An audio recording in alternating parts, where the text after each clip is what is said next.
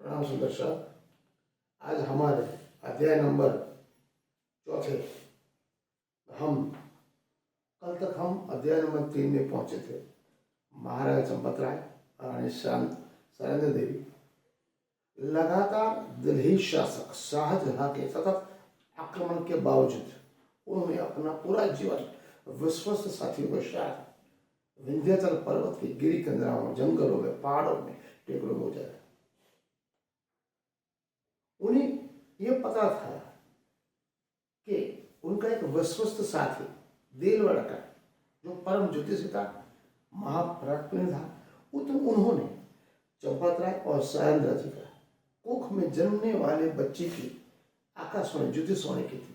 उन्हें यह बोला था कि अगर ये ईस्वी सन 1706 में आपके पास घड़ियां नजदीक आ रही है, बच्चे का जन्म होने की तिथियां नजदीक आ रही है, तो आप उस स्थिति में गोधूली बेला, जिसे हम संध्या काल बोलते हैं, उस समाप्त होने से पूर्व आप बच्चे का जन्म लोगे, कराओगे, तो वो बच्चा हिंदुस्तान का चक्रवर्ती सम्राट बनेगा, क्योंकि वो शेषनाग का अवतार है। वो कालजयी अवतार बनेगा। 28वें कलयुग में भविष्योत्तर पुराण में शिव और पार्वती संवाद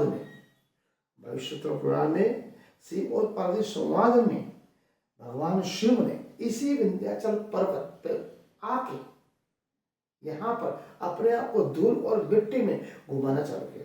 पूरी तरह रगड़ने के बाद माता पार्वती ने पूछा, शिव जी आप ये क्या कर रहे हो? हम पहला पर्वत पे थे, आप यहाँ पर ये धरा, ये भूमि, ये पर्वत क्या है? तो भगवान शिव ने बोला, 28वें कलयुग में इसी धरा धाम ऊपर पूर्ण परमात्मा श्री अक्षरातीत का अंश आने वाला है और ये भूमि भारत भूमि का वक्षस्थल होगा। इसको पन्ना परम धाम आगे जाके कहा गया। ये मुक्ति पीठ बनेगा। जितने भी ब्रह्मांड में ब्रह्म सृष्टियां है, इसी समय पर यहाँ पर इकट्ठी हो गई। यही वो स्थल है 28 कलयुग। वो जो अक्षरातीत जो आएंगे, उनके साथ साथ उनका साथी धर्म पराक्रमी विजय जो होगा, वो कालजयी शेषनाग का अवतार देलवा का देव जो परम ज्योतिषी थे। बाली ब्रह्मभट्ट की बातें सुनकर रानी सैरेंद्र ने बोला, पतीश्वर चंपत राय जी, बालक का जन्म नजदीक होने वाला है, गोधूली बेला शुरू हो गई। आप मुझे एक पेड़ पे डाल पे ऊंधा लटका दो। क्या बोला? मैं दोबारा बोल रहा हूँ, माता ने क्या बोला? मुझे ऊंधा लटका दो। मैं ये सोचती हूँ, मैं जानना चाहती हूँ, इतना चक्रवर्ती सम्राट मुझे कुख से जो जन्म लेने वाला है, उस क्षण को मैं गंवा नहीं चाहती। अगर ये मेरा बेटा चक्रवर्ती सम्राट बनता है तो मैं उसके लिए जान न्योछावर करने के लिए भी तैयार हूँ। वो कौन थे? श्री महाराजा छत्रसाल माता। ऐसे माता को हम सत नमन करते हैं, जिसने हिंदू सम्राट चक्रवर्ती सम्राट के लिए अपने जान को जोखिम में डाला। समय नजदीक आ गया। 1706 गोधूली बेला समाप्त होने से पूर्व महाराजा छत्रसाल का अक्सर जश्न शुक्ल तृतीयांश के दिन, उनका सोमवार के दिन उनका जन्म हुआ इस धराधाम के आए। उस समय पर शाहजहां के आक्रमण, जिस समय ये बालक का जन्म होने वाला था, उस समय आक्रमणकारियों ने चंपत राय और सैरेंद्र को घेर लिया था। चंपत राय और सैरेंद्र देवी सोचते अब क्या करें।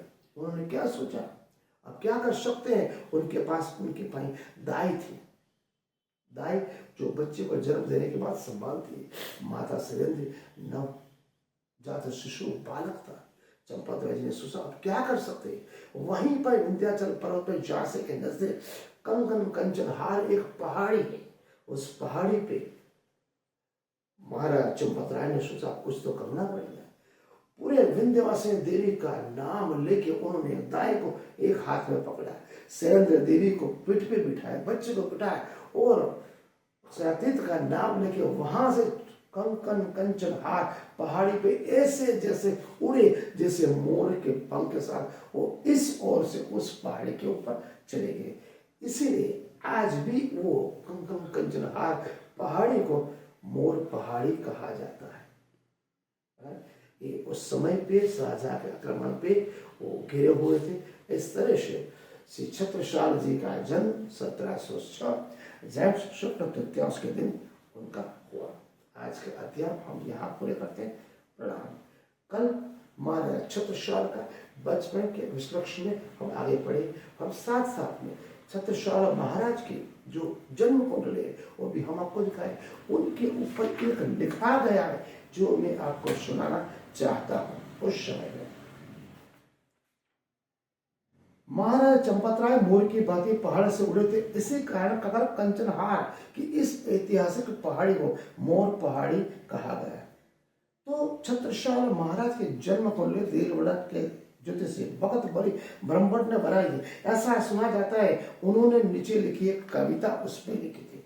उदय में राजे अग्र मंगल विराजे, उदय में राजे अग्र मंगल विराजे, जहां बल को शुक्र शनि सहित बिहार है, जहां बल को शुक्र शनि सहित बिहार है।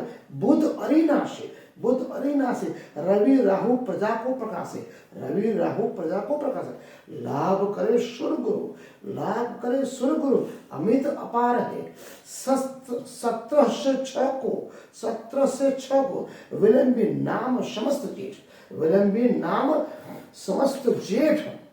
तिथि तिज सत्पक्षवार है, तिथि तिज सत्पक्षवार है। शिव के नक्षत्र में, शिव के नक्षत्र में बखत बलि छत्रसाल, शिव के नक्षत्र में बखत बलि छत्र। लील्हो नारायण आपके आता है, लील्हो नारायण के आय होता है। ये बखत बलि ब्रह्मभट्ट जो देवगढ़ महापराक्रमी साथी थे, वीर योद्धा थे, महान ज्योतिष थे। उन्होंने महाराज छत्रसाल की जन्म कुंडली जो बनाए थे, इसी उपलक्ष्य में वो उन्होंने कविता बनाई थी। उन्होंने इसी समय बोला था कि वो शेषनाग के अवतार है, हिंदू चक्रवर्ती सम्राट बनेंगे। उसके बाद वो नरवीर हिंद के जन्म श्री महाराज छत्रसाल कहलाए। प्रणाम।